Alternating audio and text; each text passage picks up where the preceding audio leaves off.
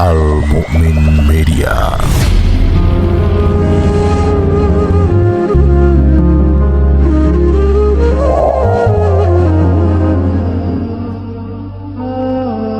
Innal hamdalillah nahmaduhu wa nasta'inuhu wa nastaghfiruh wa na'udzubillahi min syururi anfusina wa sayyiati a'malina may yahdihillahu fala mudhillalah wa may yudhlilhu fala hadiyalah. Asyhadu alla ilaha illallah wahdahu la syarikalah wa asyhadu anna Muhammadan abduhu wa rasuluh alladzi la nabiyya wa la rasula ba'dah amma ba'du. Sahabat Al-Mu'min Media, insyaallah di kultum kita kali ini kita akan membahas tentang makna dari Lailatul Qadar. Para ulama menjelaskan ada beberapa pemaknaan mengenai arti atau makna dari Lailatul Qadar itu sendiri. Makna yang pertama, sebagaimana pendapat dari Imam Az-Zuhri, bahwa makna dari Al-Qadar itu berarti kemuliaan atau keagungan. Di antara dalilnya sebagaimana firman Allah dalam Quran surat Az-Zumar ayat 67. A'udzubillahi minasyaitonirrajim wa ma qadarullaha haqqa qadrih. Dan mereka tidak mengagungkan Allah dengan pengagungan, dengan pemuliaan yang semestinya. Makna yang kedua, sebagaimana yang menjadi pendapat dari Imam Al-Khalil bin Ahmad, bahwa makna Al-Qadar itu sempit. Dimaknai sempit karena pada malam tersebut tanazzalul malaikatu warruhu fiha bi'izni rabbihim min kulli amr. Malaikat Jibril dan para malaikat yang lain turun semuanya ke bumi. Hal ini juga sebagaimana dalam surat At-Tolaq ayat 7, ketika Allah Subhanahu wa taala mengungkapkan kalimat kudiro atau akar katanya sama dengan Al-Qadar yang artinya sempit. Allah berfirman, "Wa man kudiro alaihi rizquh." Dan orang yang disempitkan rizkinya. Itu makna yang kedua, bahwa kata Al-Qadar itu artinya sempit. Sesuai dengan konteks ayat Inna anzalna, ayat Al-Qadar diartikan sempit karena malaikat turun. Kemudian makna yang ketiga itu Al-Qadar itu artinya adalah takdir, sebagaimana dalam surat Al-Qamar. Inna khalaqnahu biqadarin. Sesungguhnya kami telah menciptakan makhluk itu dengan takdirnya masing-masing. Itu tiga makna dari Al-Qadar. Makna yang pertama artinya kemuliaan, makna yang kedua artinya sempit karena malaikat turun beserta dengan Jibril. Makna yang ketiga dari kata Al-Qadar itu adalah takdir. Kemudian yang menjadi pertanyaan bagi kita, apa saja amalan khusus yang dapat kita laksanakan di 10 malam terakhir di bulan Ramadan ketika kita hendak mencari malam Lailatul Qadar itu. Yang pertama, sebagaimana dijelaskan oleh para ulama, berdasarkan hadis sahih yang diriwayatkan oleh Imam Al-Bukhari dan Imam Muslim dari sahabat Siti Aisyah. Di antara amal Nabi di 10 hari terakhir itu, yang pertama, wa ahya lailahu. Nabi itu biasa bergadang. Jadi semalam suntuk, Nabi tidak tidur sama sekali. Nabi mengkhususkan 10 malam hari terakhir Ramadan itu untuk bergadang. Bergadang untuk apa? Tentunya untuk membaca Quran, untuk berdoa, untuk bertadarus dan ibadah-ibadah yang lainnya. Kemudian yang kedua, wa iqadha ahlahu. Nabi tidak lupa untuk membangunkan istri-istrinya, membangunkan keluarga-keluarganya.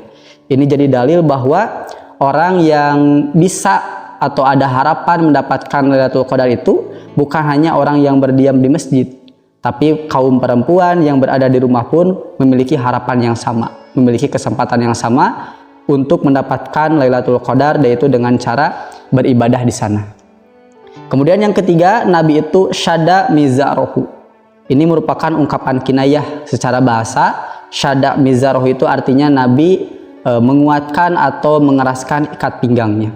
Tapi para ulama menjelaskan bahwa maksud dari menguatkan ikat pinggang tersebut artinya Nabi menjauhi istri-istrinya. Termasuk ini menjadi syariat i'tikaf, bahwa Nabi itu di 10 hari terakhir mengkhususkan diri untuk berdiam di masjid, fokus beribadah, melepaskan diri dari ikatan-ikatan dunia, termasuk menjauhi istri-istrinya. Itu tiga amal utama yang disebutkan di dalam hadis riwayat Bukhari Muslim yang diriwayatkan dari Aisyah. Yang pertama, Nabi bergadang untuk ibadah. Yang kedua, Nabi membangunkan keluarganya. Dan yang ketiga, Nabi menjauhi istri-istrinya. Artinya fokus untuk beribadah kepada Allah, diantaranya dengan cara beritikaf, berdiam diri di masjid. Kemudian apa amal selanjutnya yang berkaitan dengan ikhtiar kita mencari Lailatul Qadar? Ini para ulama banyak menjelaskan, di antaranya di dalam kitab Al-Muwatta, Imam Ibnul Musayyib beliau menjelaskan di antara ikhtiar mencari Lailatul Qadar itu dengan mengikuti sholat berjamaah, sholat isya dan sholat subuh.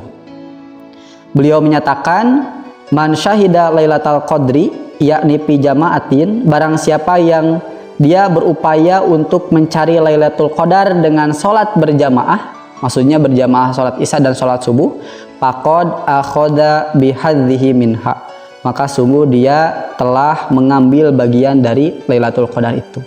Jadi ketika malam ganjil yang kita harapkan ada Lailatul Qadar di sana, maka kita harus bersungguh-sungguh untuk menghadiri sholat berjamaah, baik sholat isya ataupun sholat subuh. Itu amal yang kedua, yaitu dengan menghadiri sholat berjamaah isya dan subuh. Kemudian yang selanjutnya, amalan yang dapat kita laksanakan di 10 hari terakhir ketika mencari Lailatul Qadar itu dengan sholat taraweh atau qiyam Ramadan.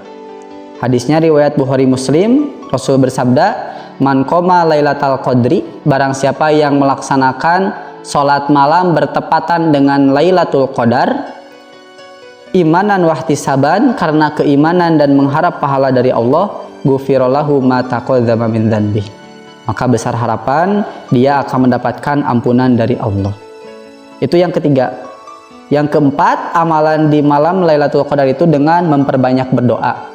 Di antaranya berdoa memohon ampunan dari Allah. Di antara doa mencari Lailatul Qadar itu, Nabi memberikan contoh kepada Siti Aisyah dengan ungkapan, Allahumma innaka afuun tuhibbul afwa fa'fu anni.